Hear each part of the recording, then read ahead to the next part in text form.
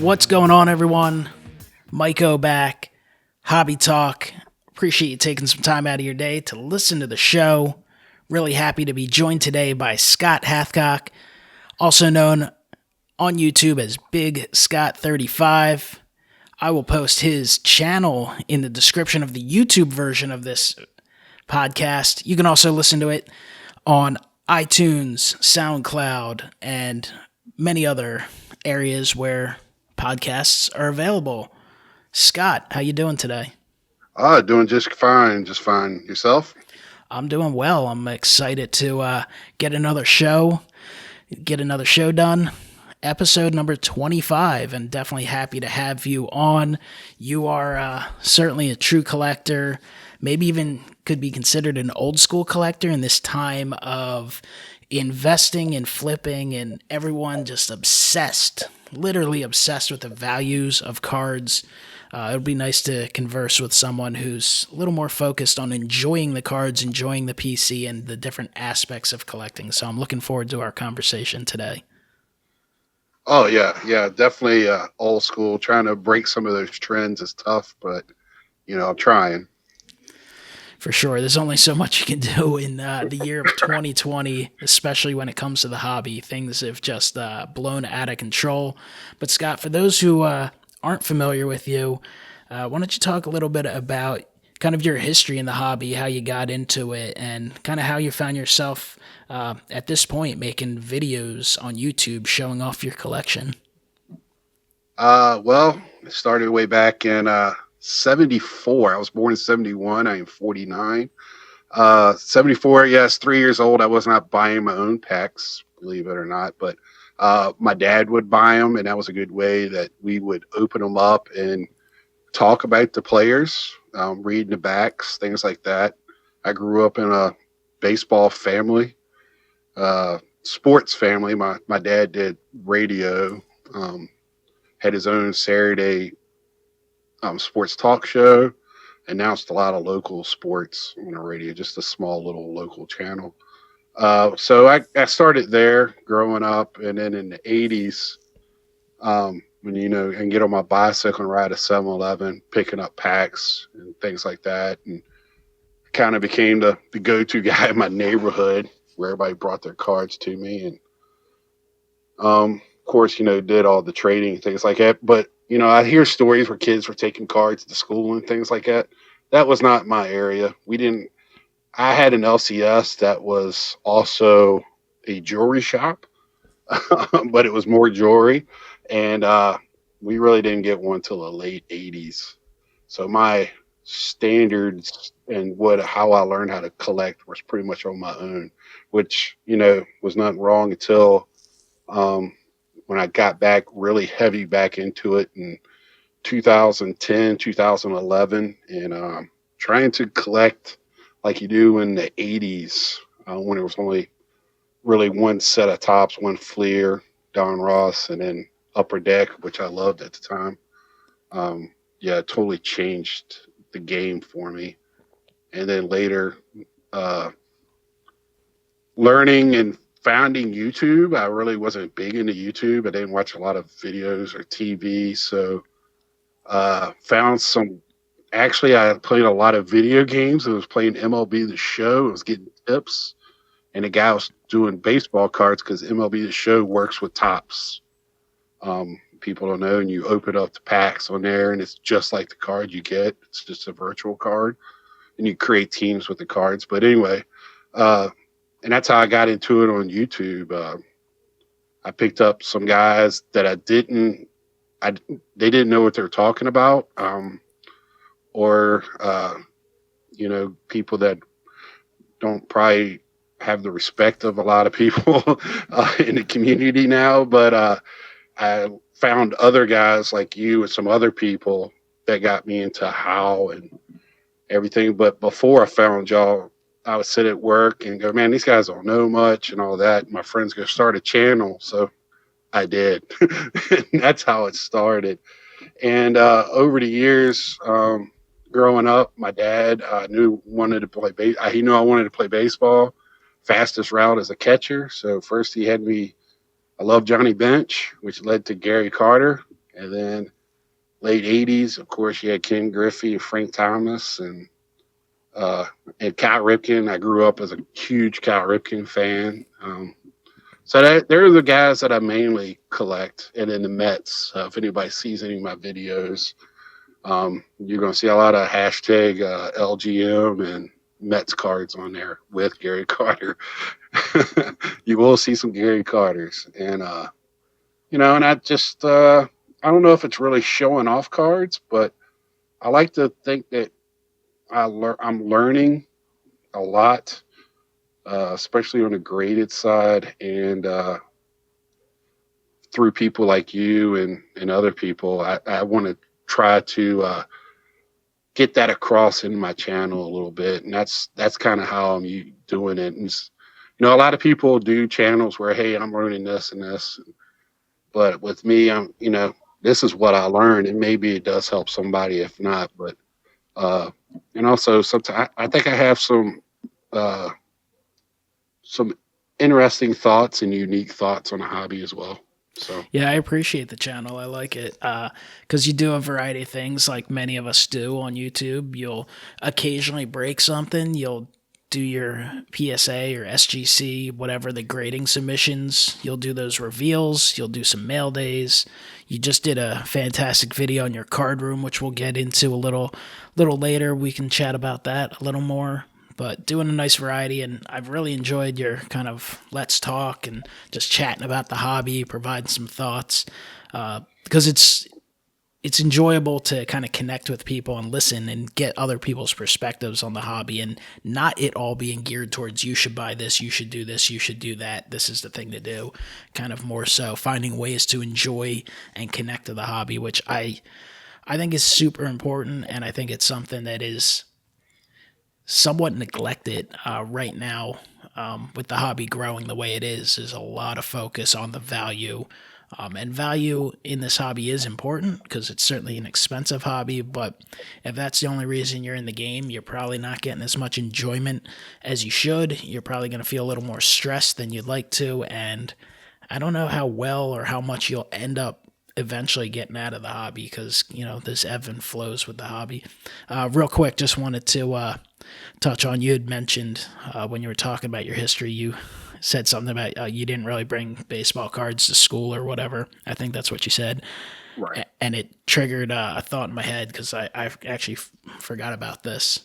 I was collecting cards, back in grade school, and I don't even remember how it came up or how it happened, but I do remember at one point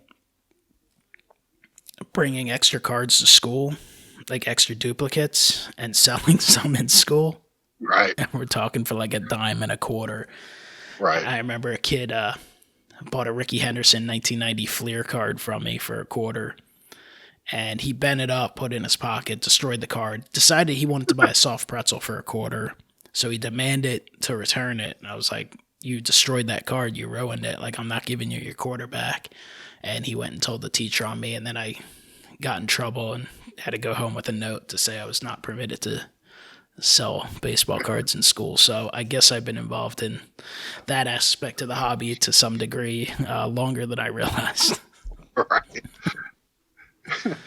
You were selling your dollar cards at school, huh? I guess. For a quarter. Yeah. Yeah. See, I wish I could have those. I did not have that moment. My school was not like, first off, it wasn't a big school. But my house was. I mean, all the guys in the neighborhood collected, so there was a lot of afternoons where people had their cards at my house, and we're doing, I guess we were doing card shows before there was a card show. I knew what it was, but so Yeah, I was. I don't remember like collecting a ton with friends, but I got started much like you did with my dad buying me some stuff and kind of collecting with him. And then I was one of 5 boys growing up, so right. I was by far the one into it the most, but others all went through little eras of it, so we'd all, be collecting stuff. And I definitely remember having never like played with like the really good cards, but I do remember having like, I guess, beat up commons and putting up like making up fake starting lineups with my brother We would like Right. set them out on the floor and do batting orders and line them up that way and doing stuff like that. And we actually, as kids, I remember we used to play baseball card show too. We'd have like all the unopened or the we'd save like the open wax boxes and go Right. set up on like the different beds. We'd set up, go to each other's bedroom as if you're going to a different area of a card show or something. So that's the thing about the hobby. It can connect you to family and friends and memories. And that to me is what makes it special about collecting what you like, who you like. If you're collecting, it's always fun to collect the up and coming players and I guess to prospect to a degree and not necessarily collecting an 18-year-old in single A, but, a young guy on the team you like, kind of picking up some cards, enjoying kind of with that mystery of how things will turn out. But Right. one of the great joys is collecting players you grew up watching, players you respected watching, and that you have a lot of memories of watching with other people, watching live, watching, on TV, listening, following that career. And I know for you, you got that awesome Gary Carter personal collection. You're working on the set registry. You've got some autographs, a lot of awesome Gary Carter stuff. Yeah, Gary Carter was kind of, my idol, my sports idol, I should say. It was so bad that I tried to get a perm, get curly hair, because because I was catcher and I wanted the curls to pop out from underneath my helmet, and my mom put a big stop to that one.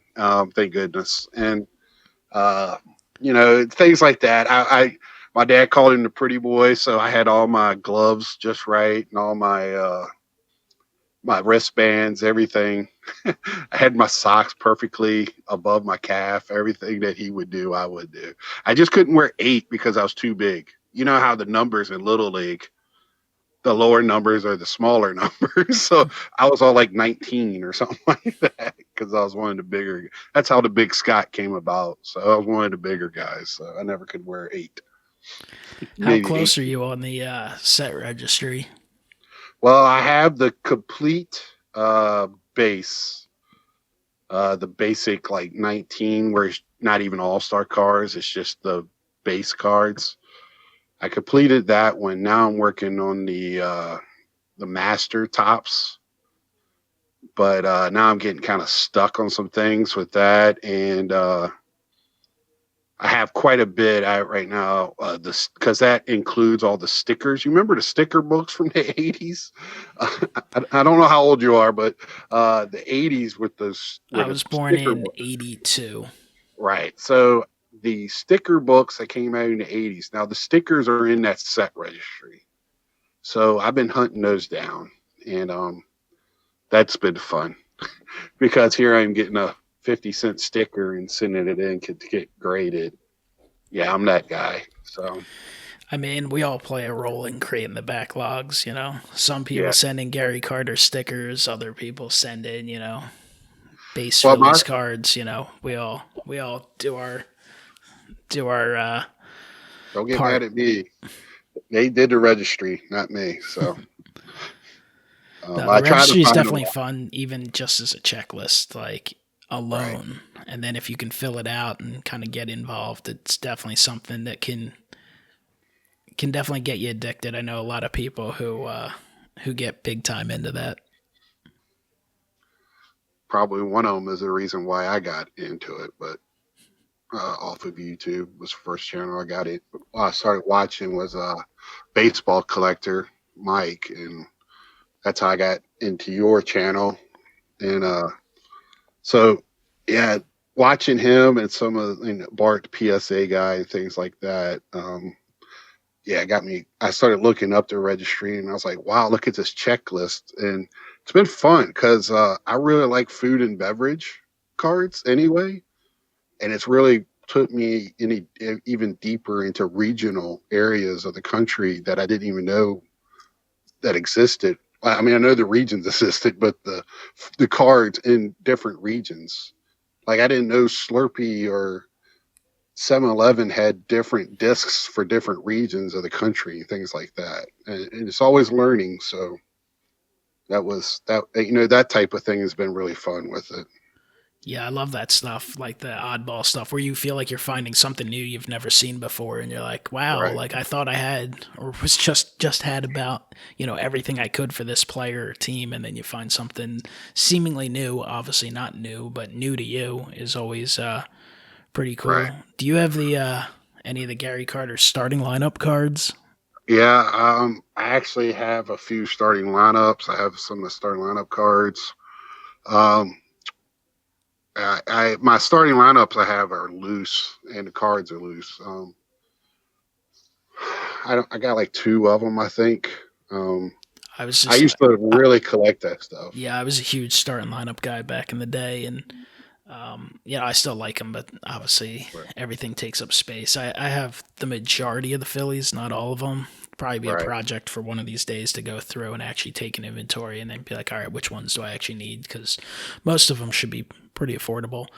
right, But I definitely have gone through phases where I start looking up the starting lineup cards because they can be kind of challenging, especially those ones from like 88, 89, 90. Can be kind of right. challenging to find cards in higher grades. So sometimes they're fun to send in because it's one of those things. I'm like, I just want this for the collection. So if it gets an 8, I'm happy. But hey, if I could pull off a 9 or a 10, that'd be super sweet. So Well, that's that they're in the master set. Now the master set is pretty big, and I just pick up cards for that just for fun. But that's probably something that you'll never be able to complete because there's certain cards I've never even seen before online anywhere. yeah, it's So like if you sign up for the top 300 set, it's like you're never going to complete it unless you're, Jeff Bezos or something and you're ruling the world. Like there's literally some cards on that are impossible to find, and if you do find it, you're going to need to have to choose, do you want the card or do you want a house? So, right. Well, do you have a yeah, favorite Carter card from like his playing days, like from this baseline? yeah. I mean, I believe it's like the 77 card is like when he's just kind of just standing there. But I want to say like I think it's 83 where he's like chasing down a foul ball in his gear. I probably getting those years wrong without having the cards in front of me. I really like those. I really like catching all catchers like in their gear. I love it. The tools of ignorance are great.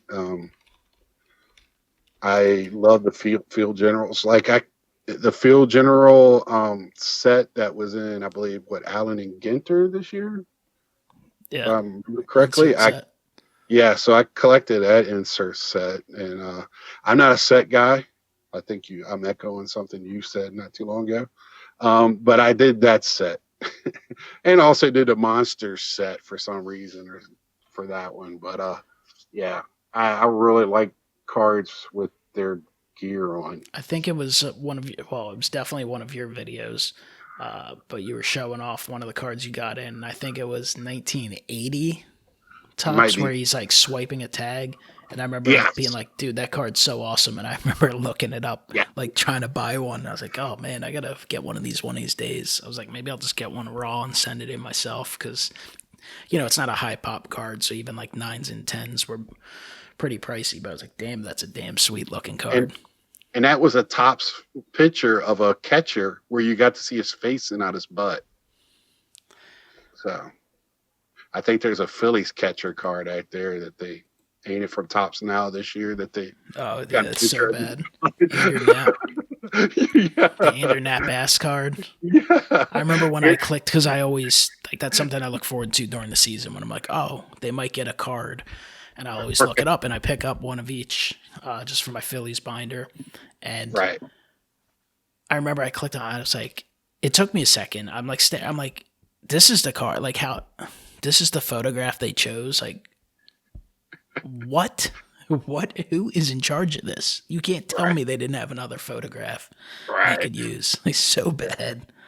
It looks like a I, Dansby Swanson card. Like it's so weird.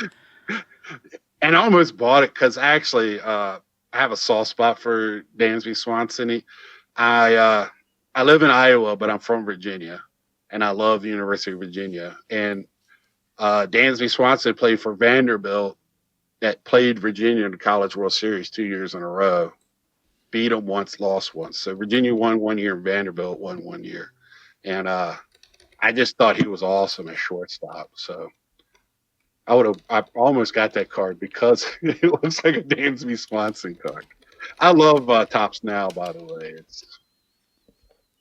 It's definitely a premium product for collectors and a poor product for investors. If you're looking to buy cards and flip them, good luck with Topps Now.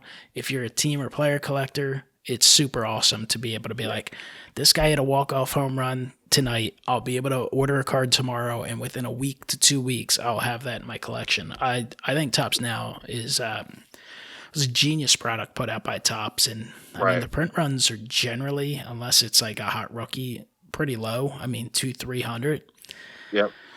So you can get it whether it's through Topps or through a third party. Early on, you can get it pretty cheap, but eventually some of them dry up, and it's one of those, it's like, you might have to look for a year to find some cards sometimes.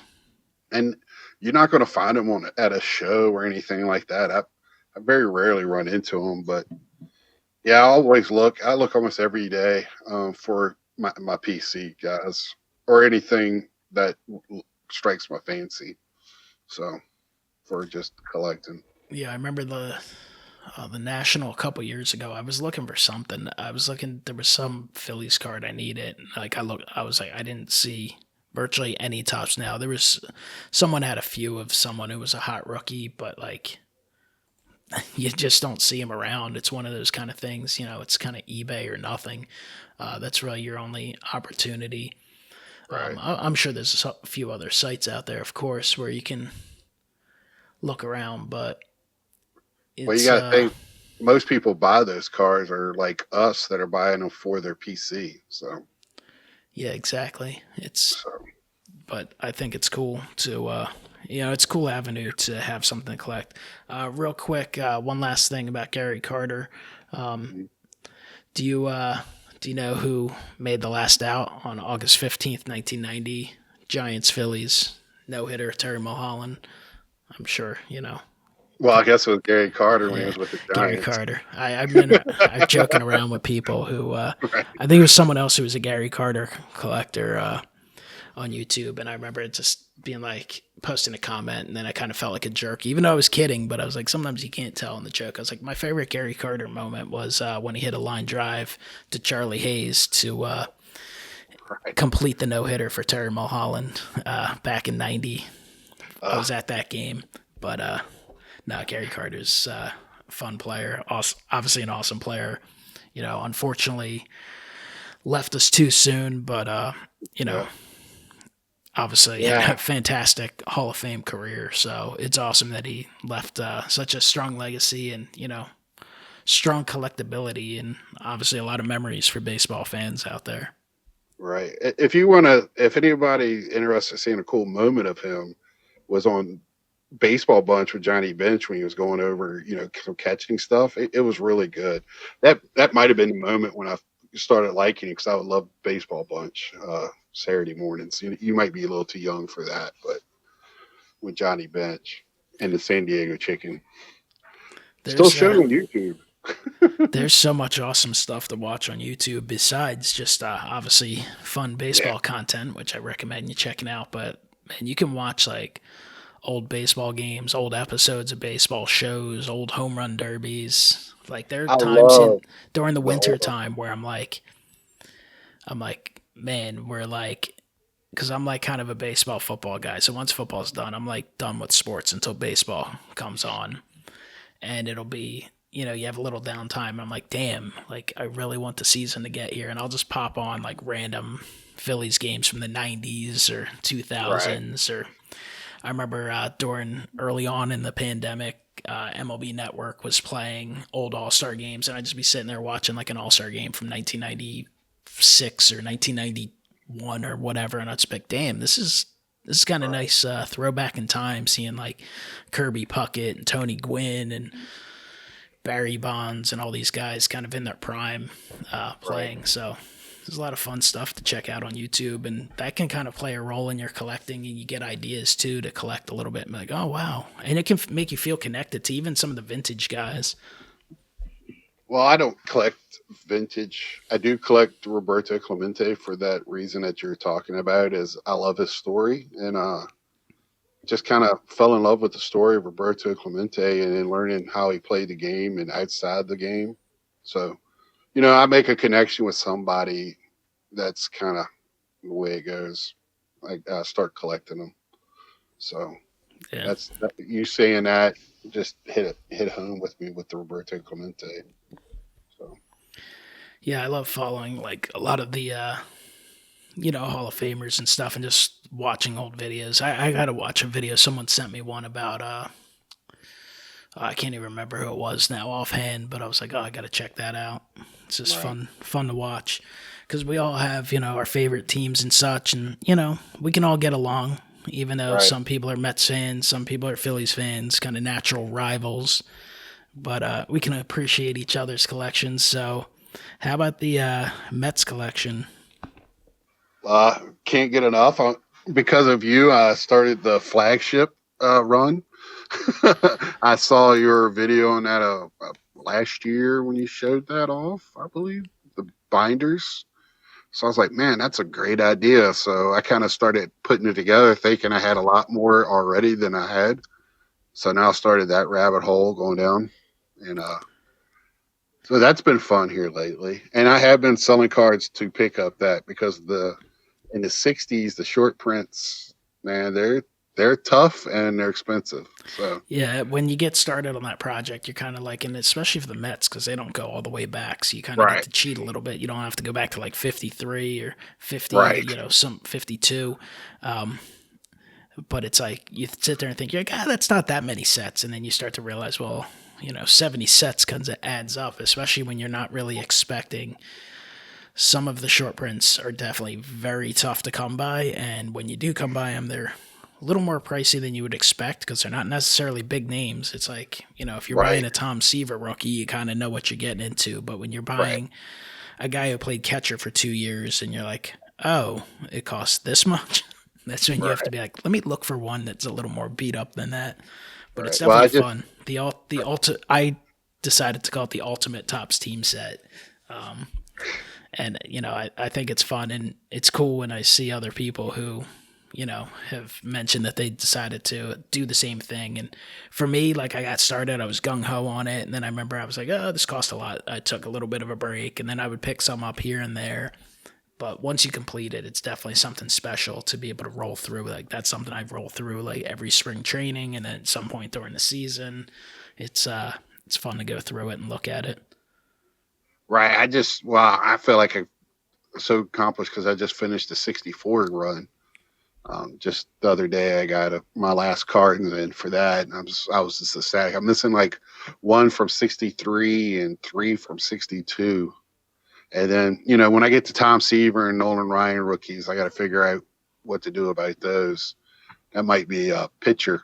Take a picture and put it in a book for a while. But I know I held off on like Mike Schmidt for a while, and then I eventually found one that was like beat to hell, and right, I bid on it on eBay and I bought it because I was like, I don't want to get one of the high grade ones just for the binder. So I bought a beat up one, and I've since picked up a higher quality condition one right. slabbed for the collection, but.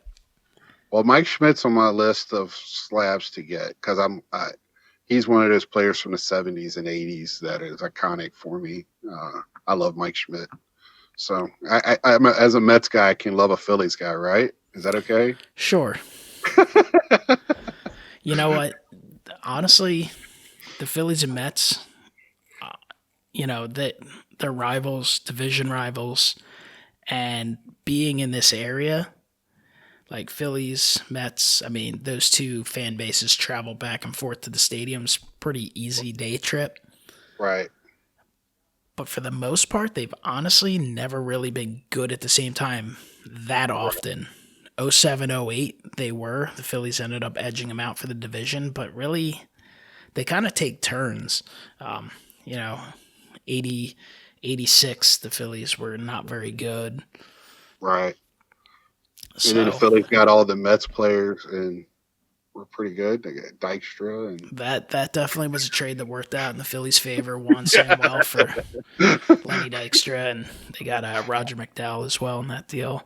well, the Mets and trades are not. I don't know if you listen to me, but I collect a couple of I collect Justin Dunn and Kleinick for the Mariners just because I think that was the stupidest trade the Mets have ever done. What was the Kellenick one? Because I remember I listened to, well, not as much Yeah, lately, but I've always listened to a lot of New York sports radio because right, I like a lot of the hosts. So I hear a lot of Mets and Yankees talk. I remember they were ticked off. What was the Kellenick right. trade? So Kelenic and Justin Dunn for Edwin Diaz, who can't pitch two Diaz, days in yeah. a row, I remember the and Phillies were Robbie involved in those Cano. talks. So thankfully the Mets, took Yeah. charge and picked up. Well, it was because this Robinson Cano's ex-agent was the GM. Yeah. Come on.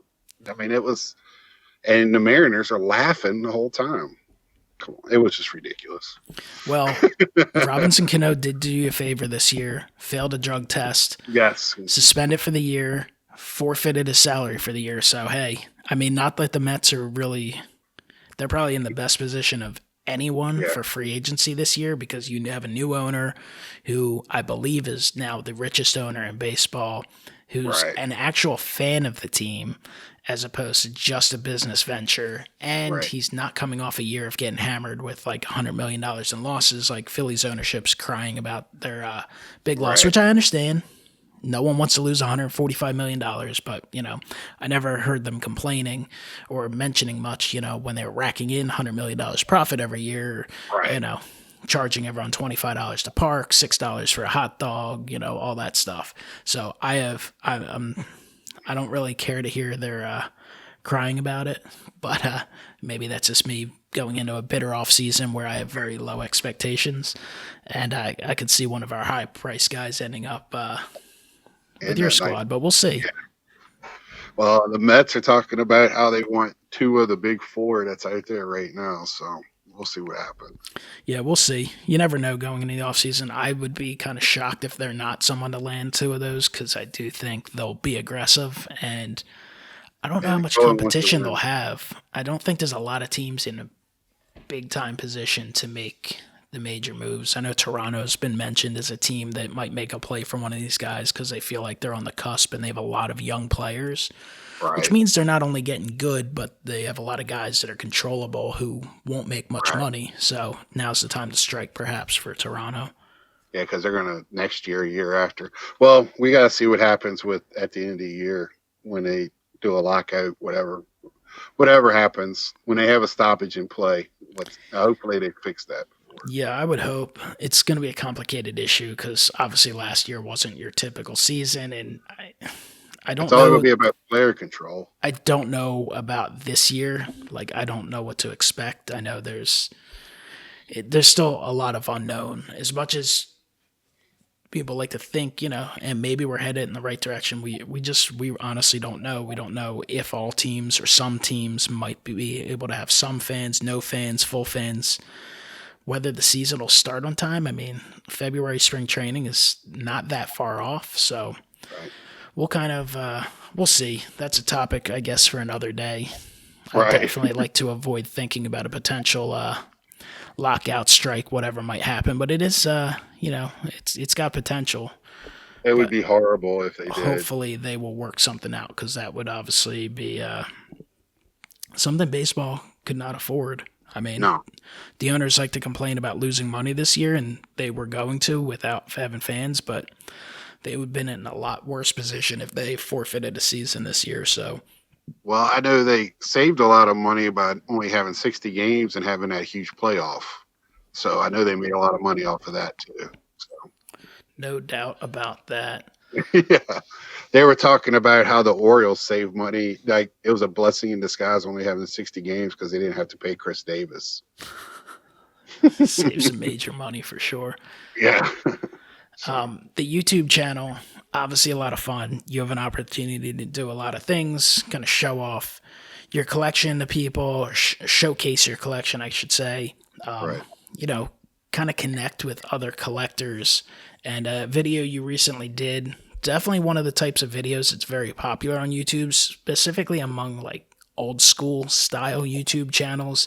Obviously now there's a lot of channels popping up with kind of professional money behind them, with teams of people producing them, a lot of flashy intros and higher quality camera work and all kinds of editing that is nice but not necessary. But the old school type of videos, one of the favorites is always showing off card rooms, and you showed off a pretty impressive card room. Huge room, awesome setup, a lot of layers to it, stuff on the wall, bunch of different shelves kind of displayed in different ways. You have the Gary Carter area, you have the some autographs and rookies and all kinds of stuff showed off. So how about that card room there? Oh yeah. Like I said, mentioned in the video, when I've only been living in this house going on 4 years.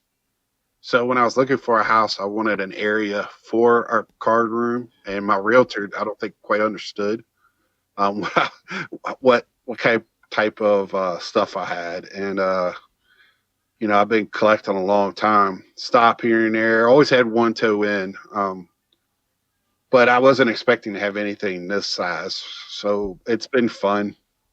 Um, this was going to be my game room, and I flipped things around and I made my game room into another room. But uh, this has been really, really fun, and always adding, always subtracting. Also, I have a link in that video as well where I show like the shelving more in depth, like the Met stuff and other stuff I have on that shelving. So I'm planning on doing more videos on some of the stuff that I just kind of glanced over. Because I love autographs, but I don't like autographs just on cards. I like jerseys, helmets, baseballs, hockey pucks, which I didn't really mention. Um, all types of stuff, or out of the ordinary, whatever.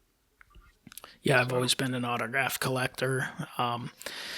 Phillies charity events and just growing up, one of my first games kind of going and trying to get the first autograph I got at a game was Dickie Thon, who was with the Phillies in the early 90s. Had himself a pretty good career overall. And then, just had a lot of fun acquiring autographs as a kid. Now I'm kind of at the age where it's like, obviously 2020 is kind of a wacky year. I will do some right, TTM, but I don't really like chasing autographs.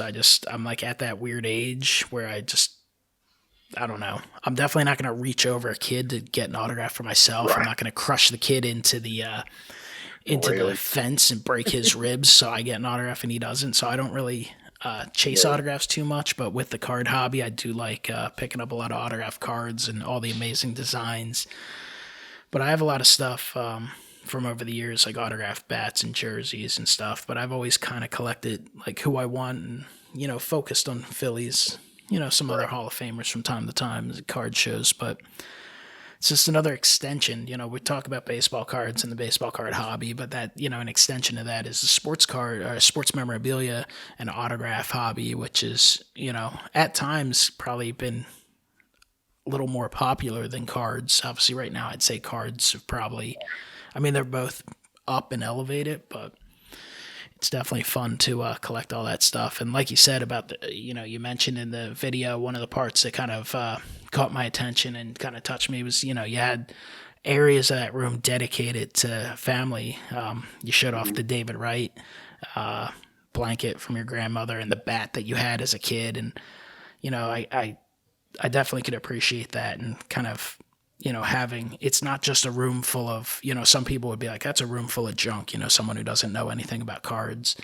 But, right, it all has different meanings to you and stuff. Because I have similar stuff. I have an old Von Hayes bat. I think it was originally like a game giveaway, but the Phillies would always sell that stuff in the off season extras.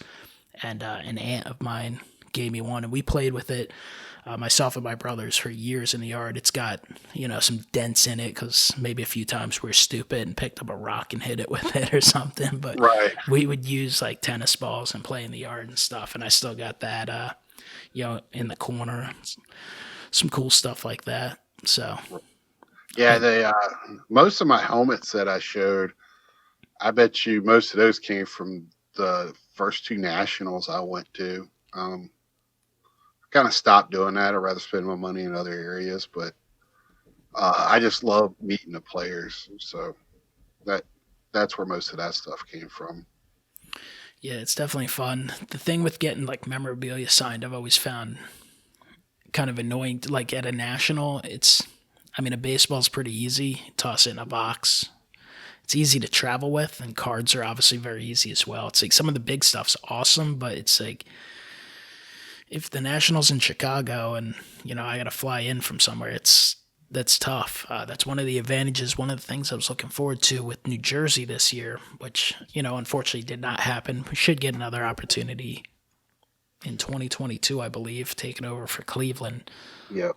But because I can think, I know.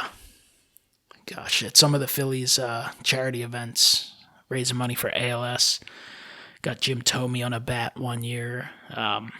Jimmy Rollins on a game used base from one of his games of his hitting streak. Oh, that'd be That awesome. thing. And that's like the full base. Now they sell like the top of the base, but back, Right. 10, 15 years ago, they sold like the full base, like the whole metal plate. I think it was heavy to lug around and hold in Right. life for 2 hours. So there's the pain and agony of acquiring the autograph, but then That's there's a true. lifetime of enjoying, the signature Well, on that piece of memorabilia after that. I can tell you when I go to the national, I basically pack my clothes in my backpack and I have an empty bag. That's how I go to the national the first few times because I knew I was going for a lot of autographs. Yeah. I didn't really know what I was walking into the first time, but you know, No, it's definitely an overwhelming experience. How many nationals have you gone to?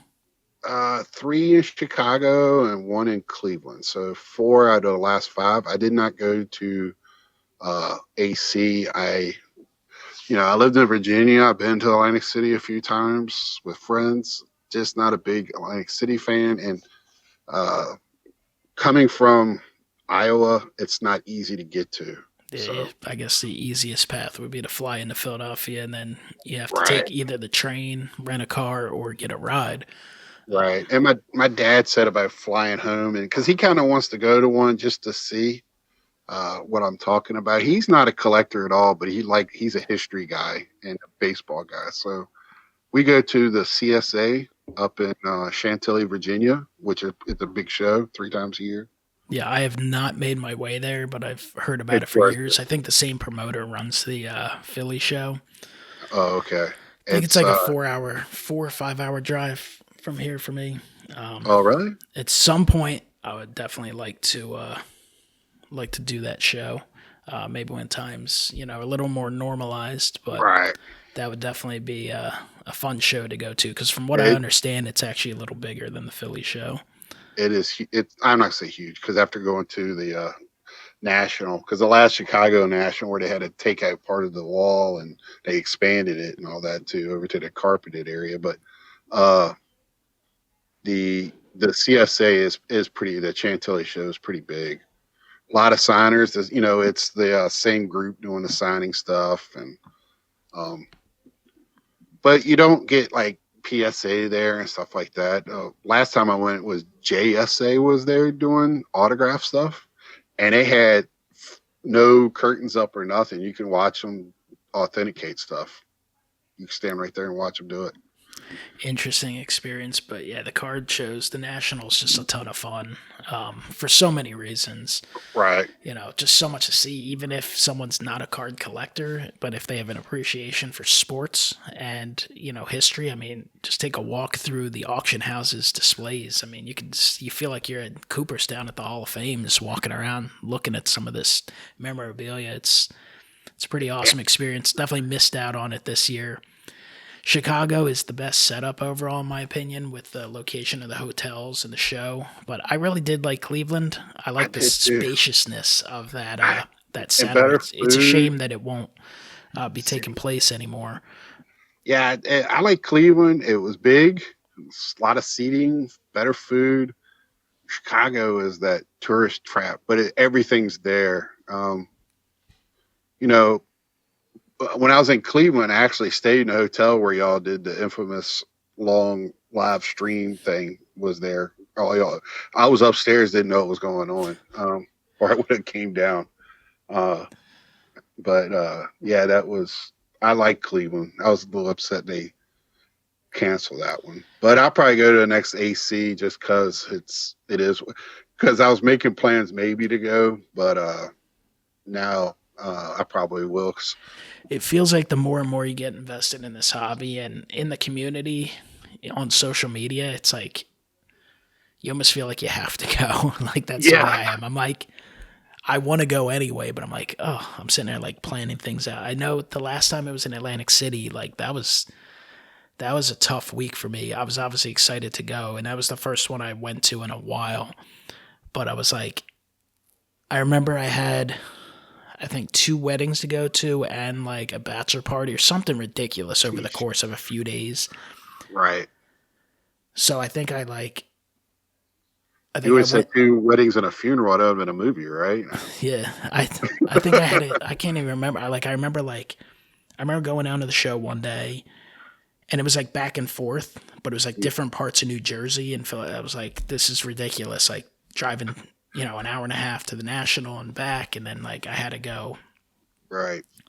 somewhere else, like the other coast. Yeah, it was ridiculous. I think at the end of it, like I was actually going up to northern Pennsylvania to help my brother with a project or something. Like it was, I was so worn out by the end of it. I was like, oh man, I would love to have spent more time at the National, but this year I Right. had been planning on doing a little bit of back and forth and a little maybe staying for a night or two, just because obviously so many people are going to be there. Right. The post national hangouts, they're like must do. If you have any involvement with people in the community, it's just you're there hanging out with like minded people, talking about the hobby, just laughing, having a good time. It's amazing. Well, at Chicago, I did show up to the one night, and said hi to a few people, and I spoke to you for about 2 minutes, and I kind of I was up for like 36 hours straight with my job. I was working nights at the time, so I got off work that morning and flew out there, and I was still up. It was a long day.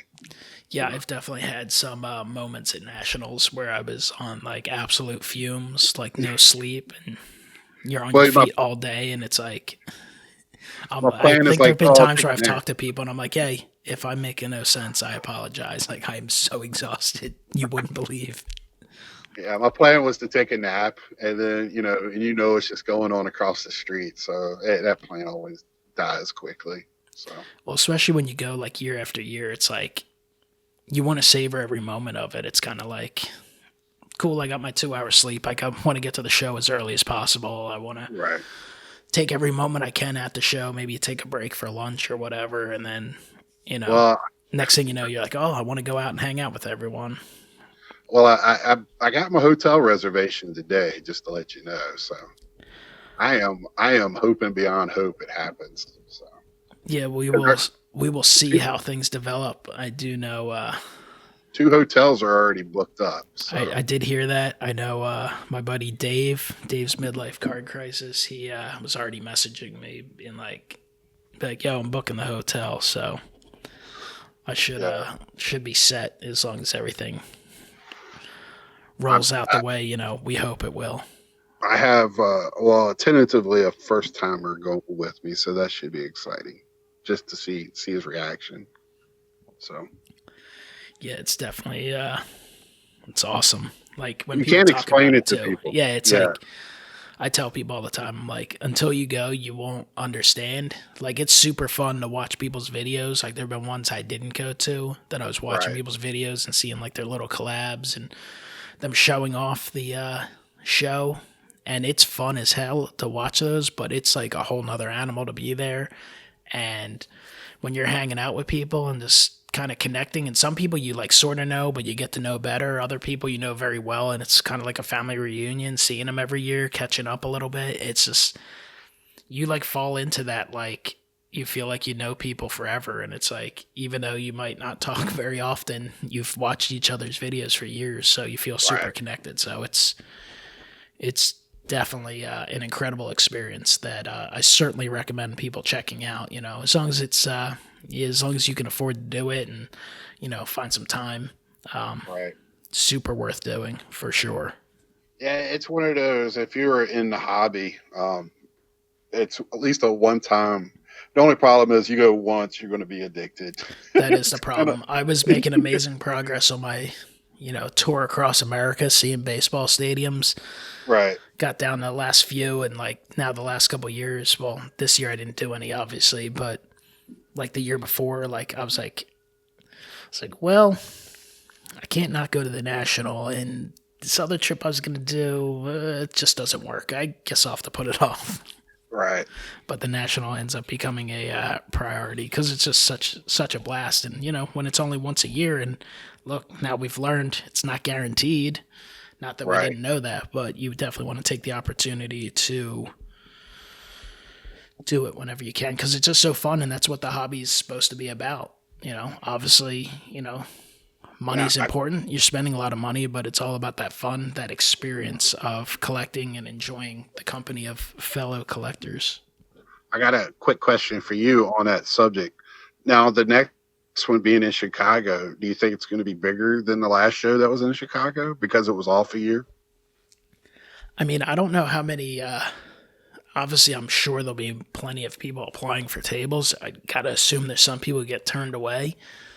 I don't know how much space they can fit, but obviously, I'm sure it always grows a little bit. But I would think the attendance would, you know, if everything's somewhat normal, I would think the attendance will continue to rise because I feel like it's gotten bigger and bigger year after year. And I think social media, and obviously we delve in the YouTube realm a lot, but Twitter, Instagram, all that stuff, like people are talking about the National more than ever. So I think it's Right. just continued to grow and grow. And that's one of the reasons years ago it would be in Baltimore. And Baltimore's convention center is just too old, too small, breaks too many Right. kind of fire codes. And that's why that kind of fell by the wayside.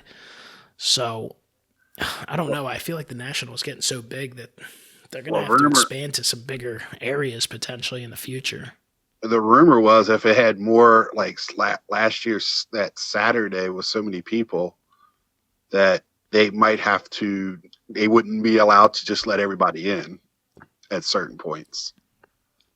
And that That's would how be big. rough, having to Yeah. wait to get in for the opportunity to. I mean, Well, I last bought my year I was there for VIP thing. days and I think there were tables I barely saw.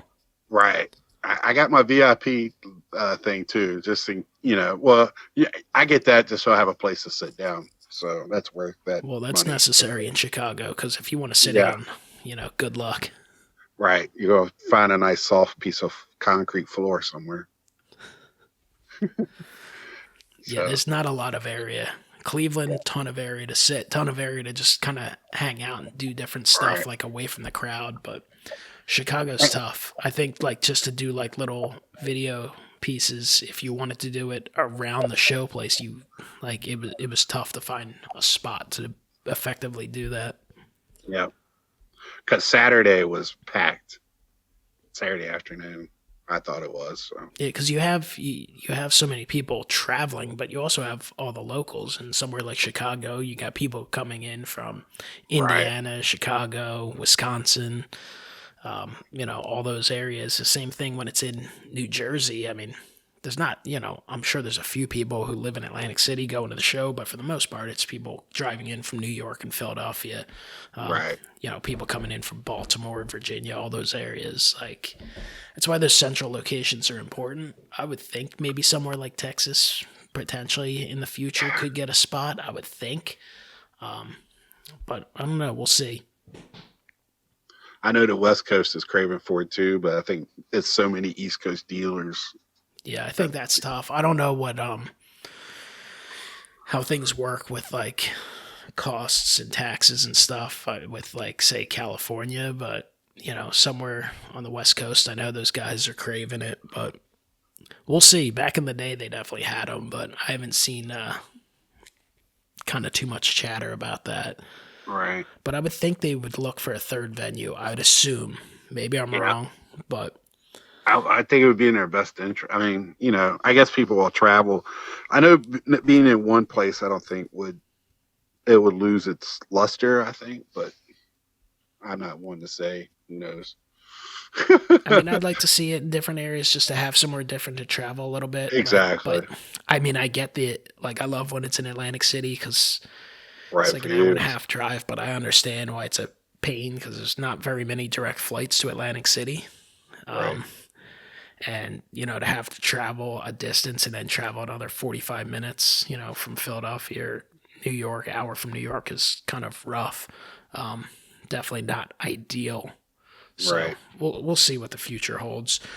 I'll just be happy if we have a complete national in 2021. It would be something that would be pretty incredible to enjoy. Definitely would look forward to hanging out with everyone. But Yeah. the hobby's been crazy this year. We'll see if the hobby's more normal by then. Probably not, but we'll see. The wax, It, the wax world's crazy right now. Retail wax, tough to find. well, Grading is out of control. No one's getting their cards back. So it's been hey, crazy. would Blowout like set up their table and have armed guards at it? Like what? Because the wax is so expensive. Like I would love to see how that was going to. That's what I wanted to see was how they were going to set up their tables. Because in the Back in the past, day, you'd be buying like $5 blasters, $8 yeah, blasters. Now it's like everything would be like $50. and there's no way that Topps and Panini could do. You buy a box and get this pack of cards deal. What would they have done? Like because you had to sell it at SRP to get the companies to get it. So I wanted to see all that how it worked, but I guess we'll see next year. Or Wonder what happened. They had to have had stuff printed up for the national. Maybe not. Yeah, I don't. I'm waiting for like the national 2020 national exclusive, 582 Montgomery Club exclusive packs to go on sale for like $50 a piece on Topps.com. And here's your lottery to get into it, but you know what? You're still not going to get it. Yeah, one of the rough parts of this year. How's the Topps.com experience been for you lately? I know you are one of many who have had that issue with winning a raffle and not having that opportunity to purchase cards, but I know you're a big fan of some of the on-demand products as well.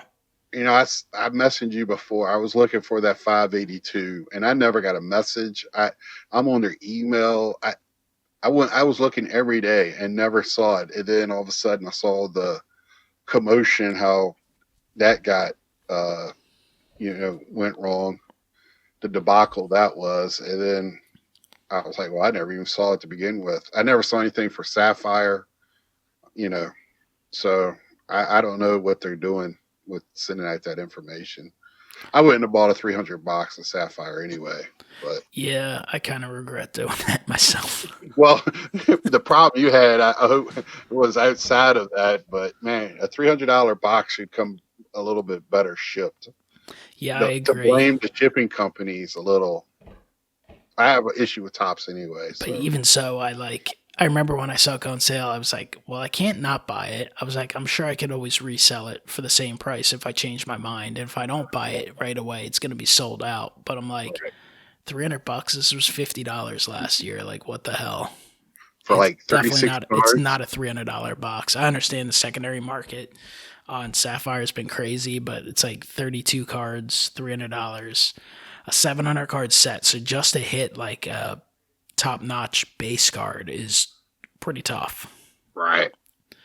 Like, it's like 1 in 20 boxes to hit like a Juan Soto base card. Like, that's ridiculous at $300. You wanted just a Bryce Harper for your Phillies collection. Geez, it'd be impossible. So it's I still need to pick one of those up. I honestly I haven't gone die hard looking for the singles, but when I have looked, there's not a lot to choose from because at that price point, it's hardly worth breaking. I feel like not a lot has been broken this year of Sapphire.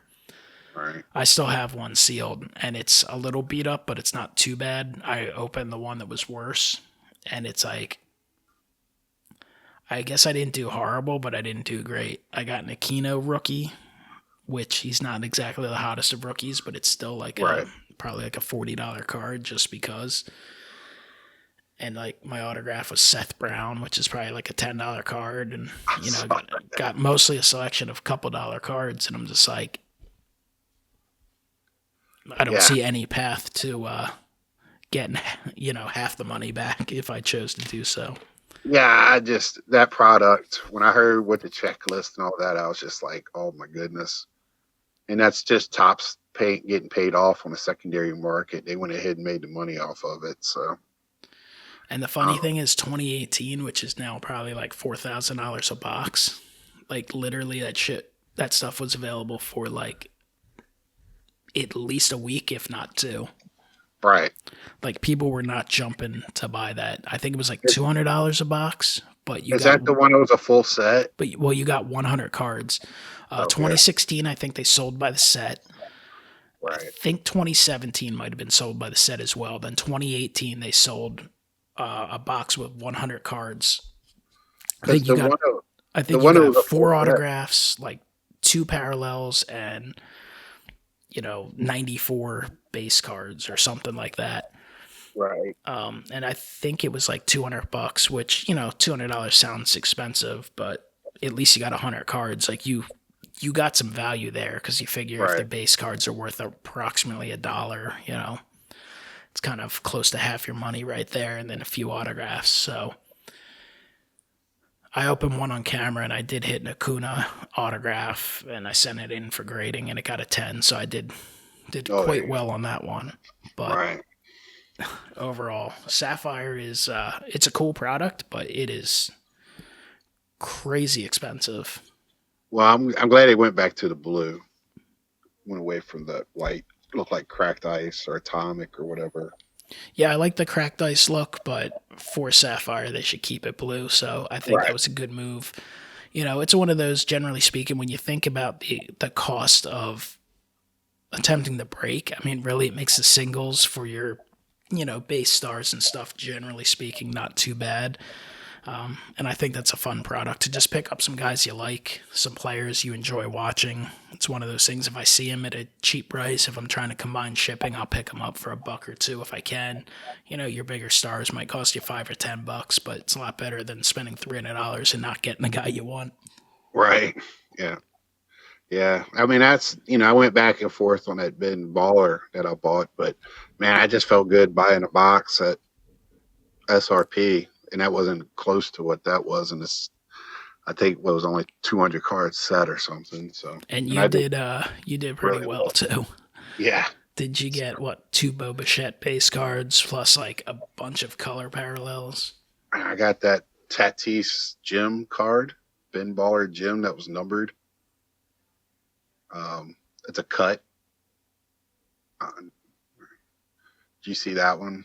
Yeah, that's such a weird product because I know there were some people who broke boxes and literally got no parallels, and then there's people who got like 4, 5, 6. So I got 2 of those gym cards in there. I got that one and a Tani. The Tani wasn't numbered, but the Tatis was. Yeah, I've watched some auctions for some of those.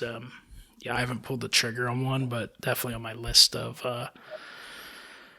Some stuff I want to pick up. There's an abundance of products out there, which means an abundance of singles. There's always just so much it can be hard to keep up with sometimes, but every now and then you kind of dive in and just go to town picking up some singles. I used to be a big COMC guy. Great place to kind of add a whole bunch, and get them all shipped at once, but unfortunately, they've been pretty bad lately, so I really haven't dealt with them too much. So it's kind of eBay or bust. It's rough. It's good when you find an eBay seller who has a large selection where you can combine shipping and add a whole bunch of stuff. It gets a little old when you're buying like dollar cards and paying $4 for shipping. Well, that I pretty much, I'm on Sport Lots for that. I've been doing pretty well. I sell and buy on there, so. Yeah, I've been buying some stuff on there, and I will pick up some stuff for the collection. It's just COMC, you got back, before they, decided to kind of give up, seemingly. Though shout out to them, they finally got, the message when I bombarded them with messages, and they actually shipped both my orders, one that was scheduled to ship in January and the one that was scheduled to ship back in June. So I guess it kind of evens out. COMC gave you the look at the card. Right. I think Sport Lots is a little harder to shop on. unless you really know what you're looking for. It's hard to really browse too much, but I will Right. definitely go on there when I'm looking for some stuff to either complete sets or certain cards I'm looking for. You kind of have to do a little work to shop from the same seller too, to try and combine things, but it's definitely a good tool. It's definitely a site to check out, especially if you're looking for some lower end stuff, just looking for some stuff for the PC. Yep. That's I, what I do like I do like them a lot. Yeah, I just pulled my Comp C inventory off last month, so 'cause they were killing me on the fees. So you got to Yeah, I only constantly. had I years ago would sell some stuff with them. I shipped some stuff in, and then couple nationals ago, probably like 3 years ago, I dropped some stuff off, like some extra stuff from breaks, and I was like, I don't have room to bring this home. It's not stuff I need. I dropped it off with them there. I haven't put anything in that account. I just for the last couple of years had been using it exclusively as a buyer, but I still had some leftover stuff, and they just had the free Black Friday and Cyber Monday sales. I just put the few cards I had left like 90% off, and I think I'm almost out of them finally. It's like one of those Right. things I just want to get rid of them at this point I had quite a bit in it. because I I'm not fell into, I spent everything I had on my last order, right. and then I fell into debt. They charged me like a nickel or something. I was like in the red for a nickel. I was like, I have no plans on paying you guys. But then a card sold, so I got even, and I was like, yeah, let me just sell the rest of what's in here just so it's in there. I don't want to be getting any kind of inventory charges or any nonsense like that. Well, I to try to figure out their fees, I almost had to hire an accountant, but um, yeah, I just didn't like them. I and I'm not getting my cards back till February, so That's that's what they what's told me. ridiculous. They used to be really good. I used to enjoy them, but I don't Yeah, know I don't. what's going on with them. But they certainly don't seem to be too worried about improving their business practices. Like I understand everyone's faced challenges in 2020, but at a certain point you got to get things together. I mean, Yep. you literally have cards you have to pull the cards, put them in a box and send them out. You don't have a line of cards to be graded or something like that. Not that the grading Right. companies aren't taking forever, but I mean, and then they give you a date and it's like a month passes. It's like, are you guys actually going to ship it? You've had 4 months to get to this date. Like, what is going on? Yeah, it's very poorly run. So and they want to blame it on COVID. So it seems like you know I've been working through COVID, so my business hasn't slowed up at all where I work at. So Yeah, I think it's been a convenient excuse for them to. yeah, I think they've been focusing more on the eBay side of things because obviously they have no choice right.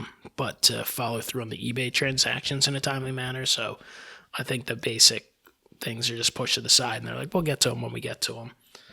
Yeah, yeah. But, That's if I'm gonna buy something, I go to the eBay store and buy it from there. That way, I know it's gonna be shipped in 3 days. So yeah, rather than, wait right, until 3 months if you're lucky. or you could pay for next day. So you might as well just went to eBay and paid a little bit extra. Yeah, might as well. So we end on a more positive note, rather than, the disappointment of comc.com. Are you looking forward to any specific products 2021, anything, even though we still have products to go in 2020, believe it or not, even though, we're in the last month of the year coming up here, we still have Ginter Chrome, Stadium Club Chrome, Bowman Draft, Bowman's Best, and probably a few other products. But looking ahead to 2021, any specific products you're personally looking forward to?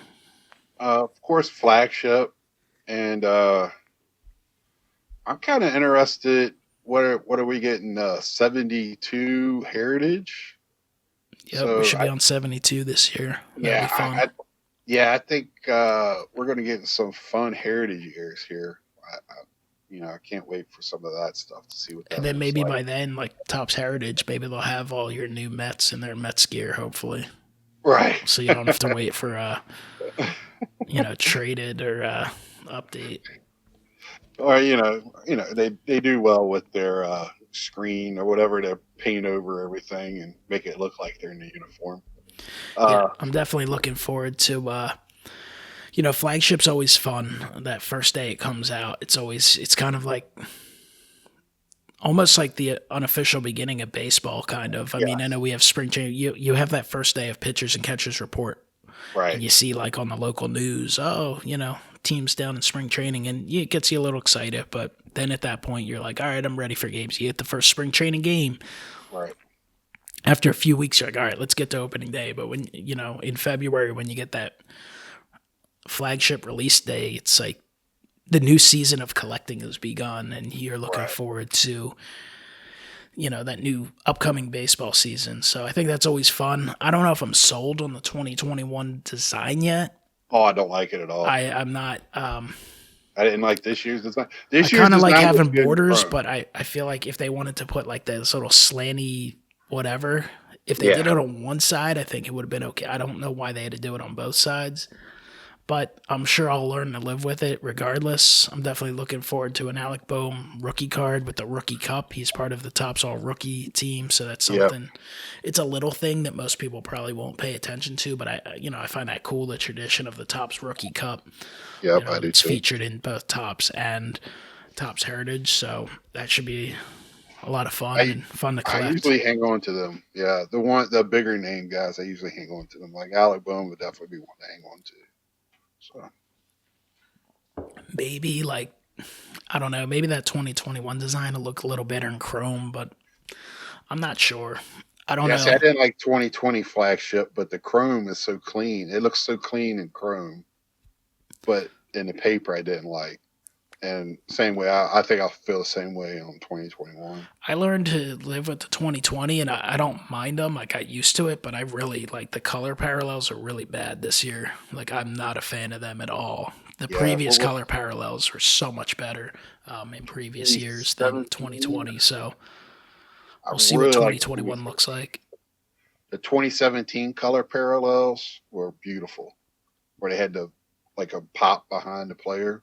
Yeah, that's awesome looking. Some of those Independence Day ones, they're just Yeah, great looking cards. the golds from that year are beautiful. It is, I mean, that was a beautiful card. So Yeah, they yeah, didn't really think through the parallels very well. I think that's probably why this year my favorite parallel from like flagship was just like the foil. I was like, oh, the foils stand out a lot this year. It's probably because the gold ones are just like this ugly golden color on the border, which you hardly notice unless you're really right. looking forward to it. Well, that's what people were complaining about when they were looking. There was breakers missing them in breaks and not getting them back to people and stuff. It was kind of bad there at the beginning because people didn't know what to look for. I do think the checklist will be pretty good this year between Series 1, 2, and Update. I think there's a lot of guys who made their Major League debuts in 2020, and obviously there'll be more in 2021. So there certainly should be a lot of youthful players making their way into products, which I think it's good and it's bad. It's good because it's exciting as a baseball and baseball card enthusiast, but in the era of the hype and flip, we'll see how that treats us. With that many young players potentially having rookie cards between all the different products. We'll see if the hype train kind of continues to that point, but I Right. guess you never know. I mean, certainly right now, that's still the way things are trending, but We things gotta can wait kind of for the change. we gotta wait for Bowman and see what 17-year-old person comes out that's never played an inning gets $5,000 for an auto. Well, So they'll make their minor league debut about the same time as Jason Dominguez finally does. and he goes 0 for 4. There's gonna be a lot of sad people. I just like I understand the hype and the excitement, like for a point where it becomes a $5 or $10 card, but Right. I just don't like when you get into astronomical numbers. I'm like, why? Like he's at least minimum 2 or 3 years if everything goes right from making his major league debut. Like Right. investing that much money in a guy who's never played in you know professional baseball. Well, they're It doesn't comparing make like much his sense. breaks. But then again, Right. certain rookie cards going for more than all time greats doesn't make a lot of sense either. Right. Yeah, and well, you don't even have to do all-time greats because shit, he'd be more than Soto or Acuna or you know, I mean, he's bigger. I mean, it's just stupid to me.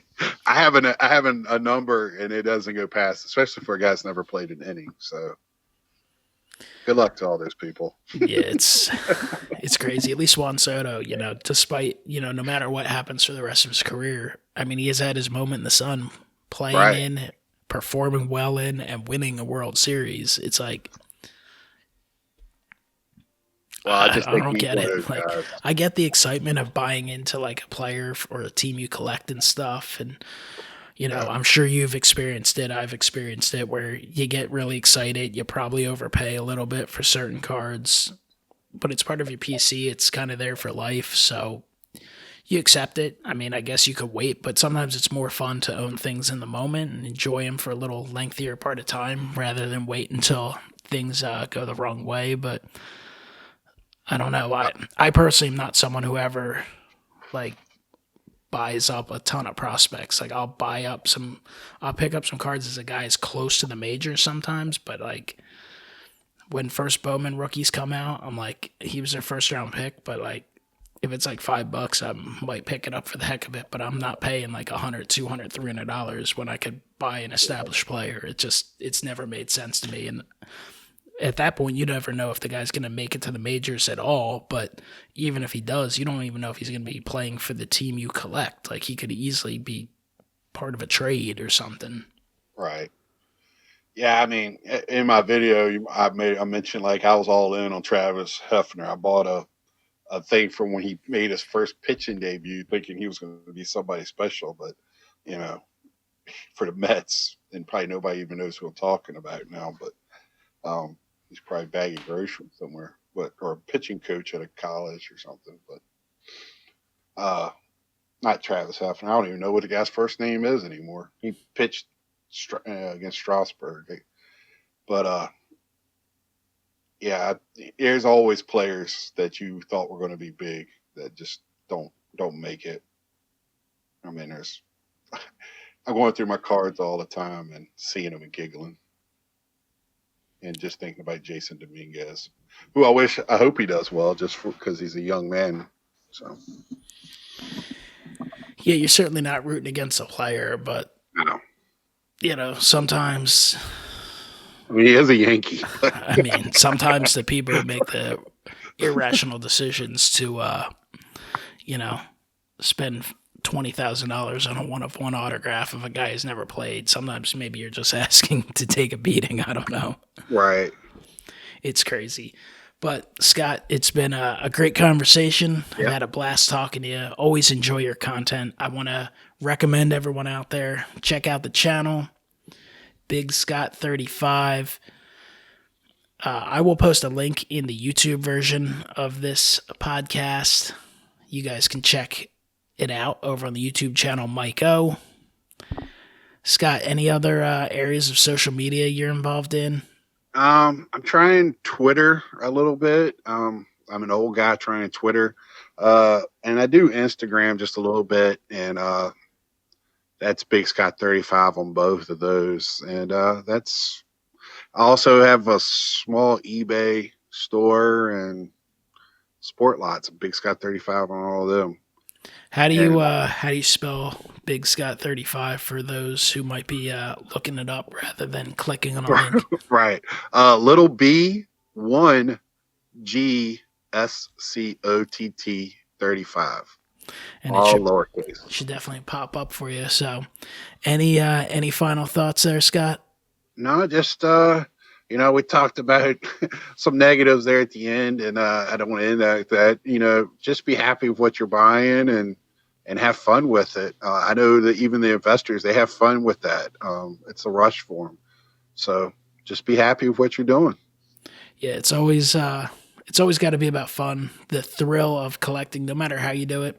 If you break stuff, you got to keep in mind you are spending money for the enjoyment factor, the thrill of potentially pulling something big, grading. there's something fun about getting a fresh order of slabs in and seeing them for the first time and, seeing how you did. Inevitably, there'll be a few you didn't do as well as you thought or hoped, but there'll be some that exceed expectations. There's something fun about, being correct when you evaluate what you're sending in and how you think you'll do. And of course, collecting, adding to the collection is always fun, but even just going back and enjoying what you do have and kind of reminiscing about, what those cards and what those players mean to you is all big time and always important. And I think it's something that, again, sometimes in the height of the hobby right now can get lost when the emphasis is, more so on just values and such. So I think those are all important. And just connecting with other people is an important aspect. So check out b1gscott35. Check out some of the other podcasts if you care to do so. And I appreciate you listening as always. Talk to you later.